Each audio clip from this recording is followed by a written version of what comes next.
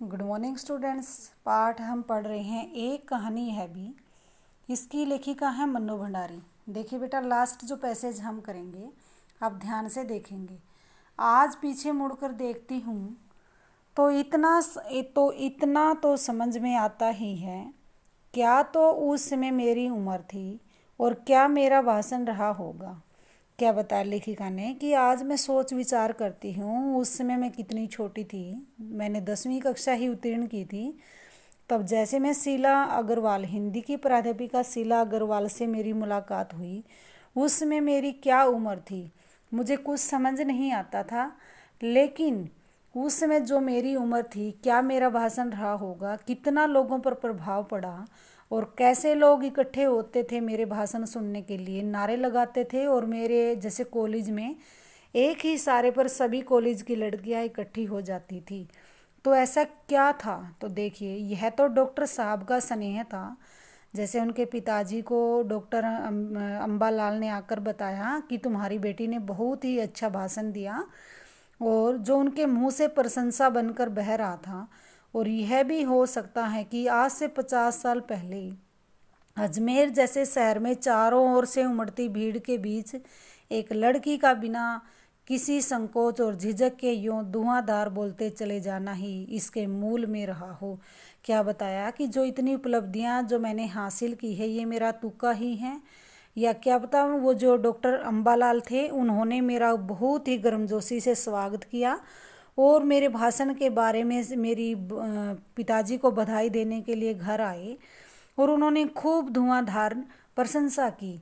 तो यही कारण रहा होगा कि एक लड़की ने बिना संकोच और झिझक के भाषण देते चली रही, और आज इसका मूल कारण यही है। पर पिताजी कितनी तरह के अंत विरोधों के बीच जीते थे वे, एक और विशिष्ट बनने और बनाने की प्रबल लालसा, तो दूसरी ओर अपने सामाजिक छवि के प्रति भी उतनी ही सजगता। अंत विरोधों का अर्थ है परस्पर, यानी कि पिताजी कितने आपस में जो विरोध होते रहते थे। एक और तो उन विशिष्ट बनने की, वो चाहते थे कि हमारे बच्चे समाज में कुछ अच्छा बने, मान प्रतिष्ठा सम्मान प्राप्त करें। और दूसरी ओर उनकी इच्छा थी, यानी कि वो नारे और हड़तालें वगैरह बाहर नहीं निकले, ये सब उनको पसंद नहीं था। और समाज में सामाजिक छवि के प्रति भी उतनी ही सजगता, यानी कि समाज में एक ऐसी छवि छोड़े उनके प्रति इतने ही सजग थे। पर क्या यह संभव है? क्या पिताजी इसको इस बात का बिल्कुल भी एहसास नहीं था कि इन दोनों का तो रास्ता ही टकराट का था। पिताजी को बिल्कुल भी पता नहीं था कि एक और तो वो उनको विशिष्ट बनाना चाहते थे, उनके अंदर प्रबल इच्छा थी समाज में मान सम्मान छवि प्राप्त हो, एक ऐसी छाप छोड़े। लेकिन दूसरा, वो लड़कियों को बाहर घर की चार दीवारी से बाहर निकलना, ये उनकी टकराहट का कारण था। सन 1947 के मई महीने में शीला अग्रवाल को कॉलेज वालों ने नोटिस थमा दिया।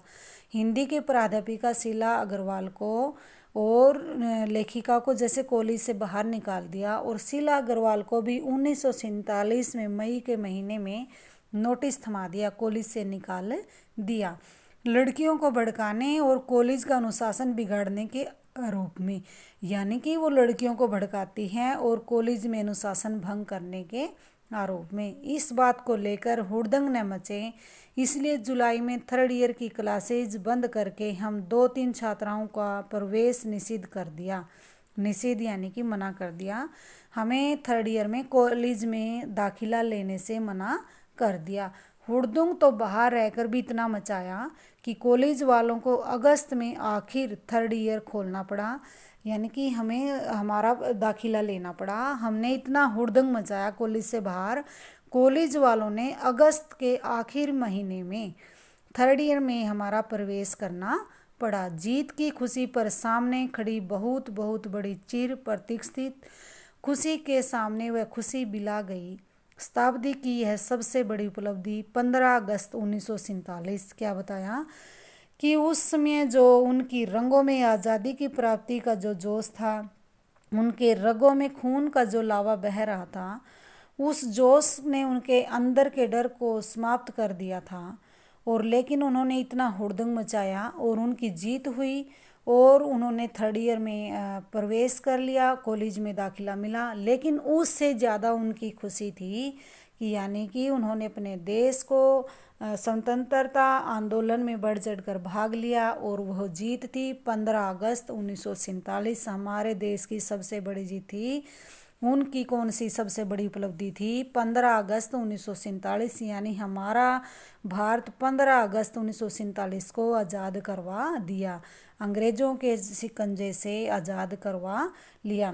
तो लेखिका ने यथाशक्ति और योग्यता के अनुसार स्वाधीनता आंदोलन में अपना योगदान दिया और उन्होंने कॉलेजों में हड़तालें करवाई, प्रभात फेरियां निकाली, छात्र छात्राओं को इकट्ठा किया, जुलूस निकाले, सड़कों पर उतरना और पिताजी से टकराहट लेना।